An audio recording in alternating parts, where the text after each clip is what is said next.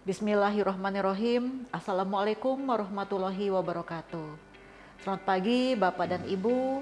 Salam sehat semua. Mudah-mudahan kita pada hari ini diberikan kesehatan lahir dan batin oleh Allah Subhanahu wa taala. Baik Bapak dan Ibu, pertama-tama izinkan saya memperkenalkan diri. Nama saya Ipah Saripah. Saya Widesuara Ahli Madya Kementerian PUPR. Baik Bapak dan Ibu, izinkan kami akan memaparkan tentang desain pembelajaran Latsar 2022. Untuk itu kami mohon perkenan Bapak dan Ibu untuk menyimak paparan kami. Bapak dan Ibu, seperti tadi saya sampaikan bahwa di awal-awal saya akan menerangkan deskripsi agenda 2 pada para peserta. Kenapa saya harus menerangkan deskripsi agenda 2? Karena biar para peserta tahu nih apa yang akan dipelajari di agenda 2 ini ya. Baik, kemudian saya juga akan menerangkan tentang tujuan pembelajaran dari agenda 2 ini sehingga si para peserta mengetahui di mana kedudukan agenda 2 setelah kita mempelajari agenda 1 yang sudah mereka pelajari, kemudian kita pada agenda 2 ini dan nanti ditutup oleh agenda 3. Nah, kami fokus di sini pada agenda 2 ya. Baik Bapak dan Ibu, agenda 2 itu kalau kita melihat dari semua keseluruhan pembelajaran Latsar 2022 ada di hari ke-4, ke-5, ke-6 dan ke-7.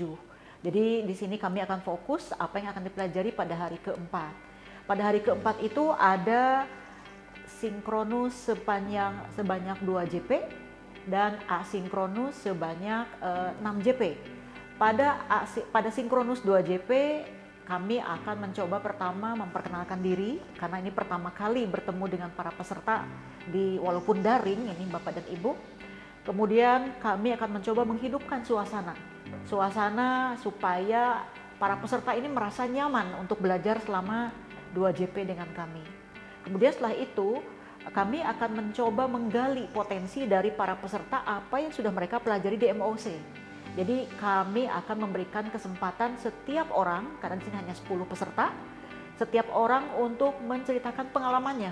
Bagaimana mereka membaca MOC, mengerjakan MOC seperti itu. Jadi di sini akan ada sharing.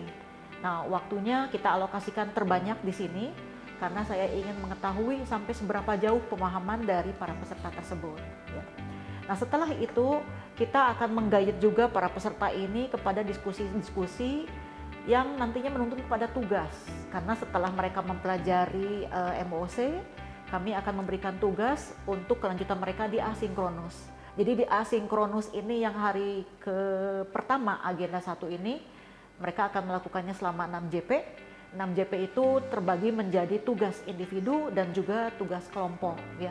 Nanti tugas individu, tugas kelompoknya bisa dilihat dalam paparan berikut ini gitu ya. Baik Bapak dan Ibu, kemudian pada hari kedua agenda 2 itu berisi asinkronus sebanyak 10 JP. Nah, pada asinkronus ini kami juga sudah mempersiapkan tugas-tugas untuk para peserta, baik itu peserta secara individu tugasnya, kemudian juga baik secara kelompok. Jadi nanti akan kita bagi kelompok itu dari 10 orang itu biasanya kita bagi 3, 3, 4 ya. Nanti para peserta bisa melihat mereka memiliki kelompok mana gitu. Kemudian dilanjutkan juga kepada hari ketiga. Hari ketiga juga masih asinkronus, itu sebanyak 12 JP. Di sini pun mereka akan memperoleh tugas, baik tugas individu maupun tugas kelompok. Kelompok nanti kita acak lagi, jadi kelompok yang di hari kedua kemarin akan berbeda dengan di kelompok hari ketiga. Ya. Sehingga kenapa? Biar mereka itu bisa berkenalan, ya. Karena mereka secara daring otomatis ya mereka harus tahu ya, walaupun 10 orang mereka harus mengenal semuanya gitu ya. Nah, pada hari keempat, ya hari terakhir dari agenda 2 ini, itu ada asinkronus sebanyak 8 JP ya kalau tidak salah, dan kemudian juga asinkronus sebanyak 3 JP ya. Di asinkronus ini pun para peserta di hari keempat ini tetap melakukan tugas individu dan tugas kelompok. Tugas individu ini tentu saja bermacam-macam ya Bapak dan Ibu ya. Di hari terakhir ini ada istilahnya membuat kamus ya. Kamus aktualisasi itu buat kelompok atau membuat branding dari apa sih agenda 2 tersebut ya. Nanti Bapak dan Ibu bisa melihat tugas-tugasnya seperti apa gitu ya. Nah, di asinkronus hari terakhir ini kami akan mencoba memberikan waktu kepada para peserta. Yang pertama itu adalah tugas individu. Jadi karena 10 orang dan ternyata ini memang ada 10 mata pelatihan, kita akan menginvite 1 atau 2 orang dalam satu modul, ya, sehingga mereka paparan dan kemudian kita diskusi. Setelah selesai dari paparan setiap individu, kita juga akan memfasilitasi mereka untuk paparan kelompok. Jadi paparan kelompok dari kelompok yang di hari kedua, yang kemudian di kelompok di hari ketiga, dan terakhir tadi di kelompok hari keempat.